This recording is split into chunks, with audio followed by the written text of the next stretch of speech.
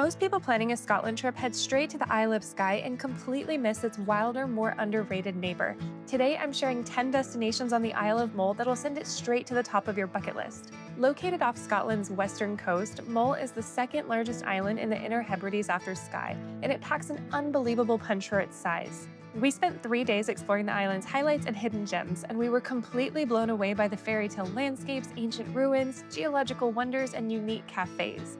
I've rounded up 10 spots you cannot miss on the Isle of Mull, and trust me friends, you're going to want to stick around till the end because number 10 is going to blow your mind.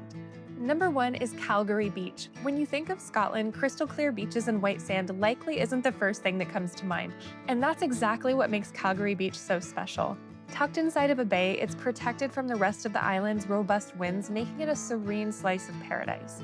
The contrast between lush green hills and the bright blue water is jaw-dropping, especially if you get to see it on a sunny day. The sand is made from crushed marine shells, which is exactly what gives it that pale, almost Caribbean look. Fun fact, this beach gave Calgary, Canada its name. A police commissioner named Colonel James McLeod was a frequent summer guest at Calgary Bay and brought the name back in the late 19th century. And if you're an old cemetery fan like us, make sure to stop by the one in the grass field right in front of the bay. It has some beautiful historic tombstones. Number 2 is Moy Castle, a 15th century ruined tower on the shores of Loch Buie. This was one of the strongholds of Clan MacLean, built in the late 1400s, and it's the oldest surviving tower on Isle of Mull.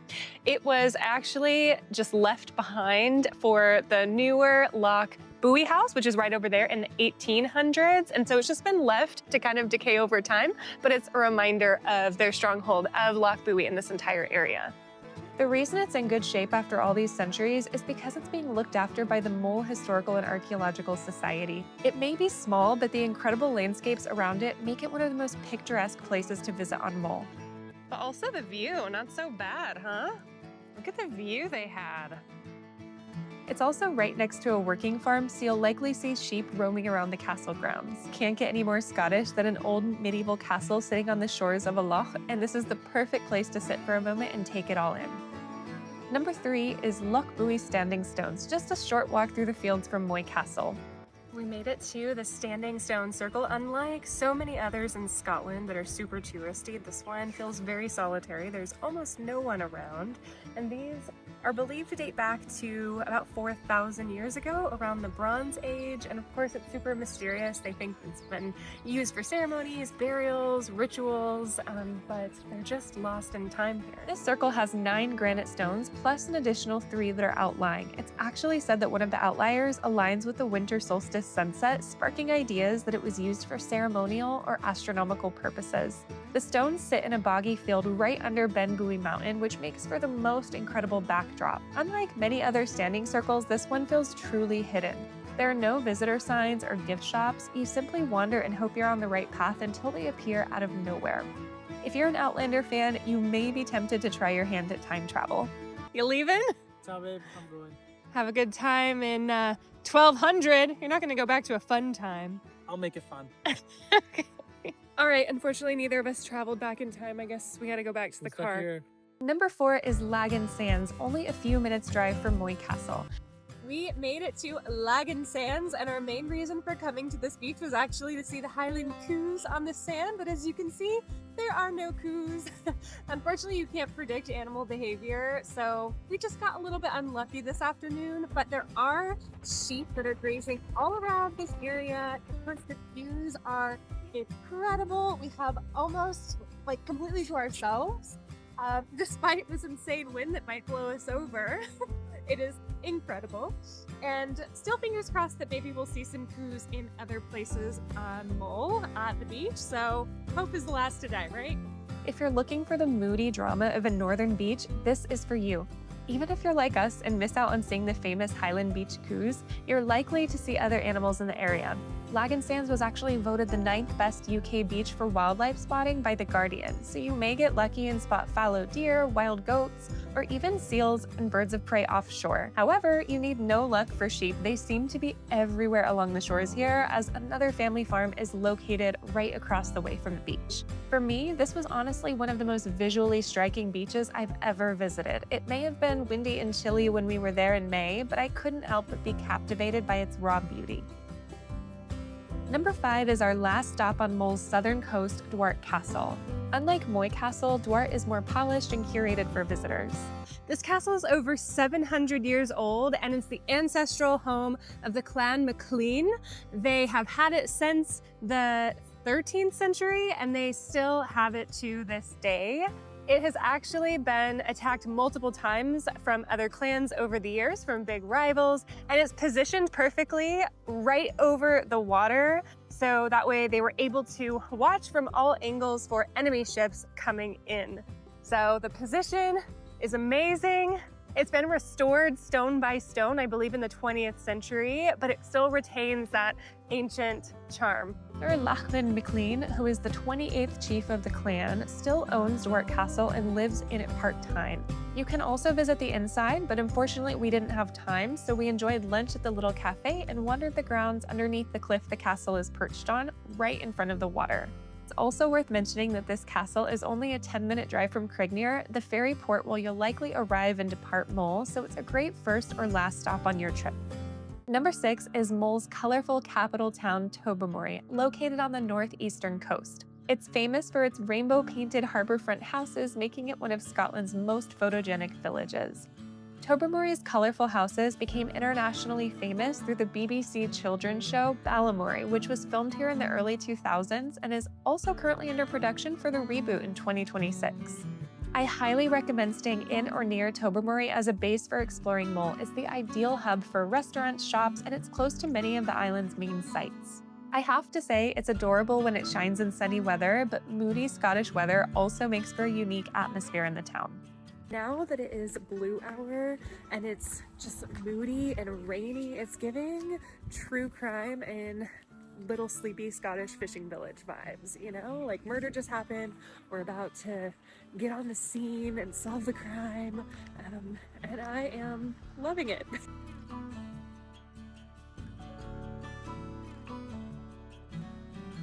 Number 7 is Eas Castle, and this one is for my fellow lovers of old ruins. This one was believed to have been built in the 13th century, and it was of the MacDonalds, so the Lord of the Isles. And it was positioned right over the Sound of Mull, which we'll see when we get to the water, for this stronghold where they could see the attackers, the potential attackers coming. However, unfortunately, in the 15th century, it underwent a series of violent attacks during clan rivalries, and it's believed to have been abandoned around then. So it's been left to just kind of rot, and now we see it dilapidated. Nature is reclaiming it, or it actually fully has reclaimed it. So it's this kind of medieval remnant that's still sitting on Mull, lost in time. So let's go ahead and explore it. The main sight to see is the facade, which is the only chunk still standing. It's crumbling and completely covered by ivy, but the views here are what is most dramatic. Standing in front of the ruins gives you surrounding views of the Sound of Mull. Well, you'll want to just take a moment to listen to the sound of the waves crashing and birds singing as you imagine what life might have been like when this castle was in one piece. It's another one of Mull's hidden gems. You can see it from the main road, but most people don't venture to actually see it. Because of this, you have to wander through an overgrown path and dodge a few thorns, but I'd say for history lovers and photographers especially, it's well worth the pit stop. Right down the road is number 8, Salen ships. So here's what I was most excited about. It has a lot of history and it reminds me of pirates. I was hoping it was going to be a pirate's wreck, but unfortunately it turns out it's not. I was sorry to burst the bubble when I discovered it was just maritime fishing ships that were left behind to slowly decay and let the ocean reclaim what is hers. Memories of what fishing used to be. It's obviously now a really picturesque spot to come and take some photos. There's actually 2 people who are here sketching the boats, so if you're an artist, also a great place to come for some inspiration. And good retirement hobby. Yeah. I love how these ships that were abandoned on this beach in the 70s became an accidental landmark. They're now one of Mull's most photographed spots, and the best part is you don't have to make any effort to get to them. They're right off the road between Crignier and Tobermory, so you can simply pull over for a quick visit along your drive. Number 9 is Eas Fors Waterfall on Mull's rugged west coast. We have pulled off onto the side of the road right next to where we just were at Ulva Ferry, because there is Isle of Mull's most magnificent waterfall right here, Eas Fors. So I can already hear it. I can hear it. I can already see a little treacle, but let's find it. I know. There it is. It flows over into the ocean as well. So I think we might have to just hike down to the water. We'll figure out where this big majestic fall. But there's the start. Look at, oh my gosh, looks like a little magical glen in there. Like,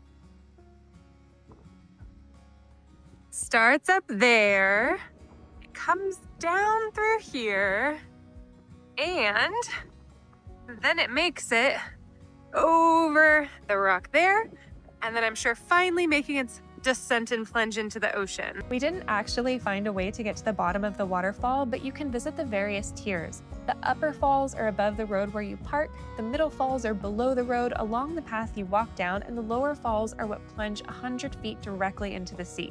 There's a little bench to sit next to the main falls, which makes for the perfect picnic spot, and you can also take a dip in the pools of the middle section if you don't mind slightly freezing water.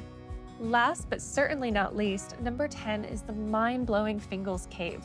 While it's technically located on the uninhabited island of Staffa, you reach it by boat tour from Mull. This boat trip is such an incredible experience, so I have another video that dives into it, which I'll link here, but you can already see why it's a must.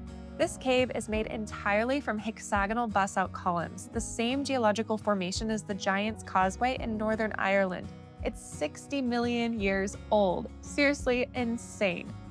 The cave even makes its own music. The waves inside produce an echoing rumble. The unique acoustics actually inspired the Hebrides Overture by Felix Mendelssohn in 1829, one of the most famous concert overtures in classical music. I'll link the tour we took below because it's a day you really cannot miss in Mull. If you want more help planning Mull, I'm sharing the link to my 3-day itinerary and guide below, as well as my free pinned map of everywhere we went on our trip. If this video was helpful, be sure to like and subscribe for more bucket list travel itineraries in Scotland and beyond. I'll see you in my next video for more unique adventures, and until then, happy travels, my friends.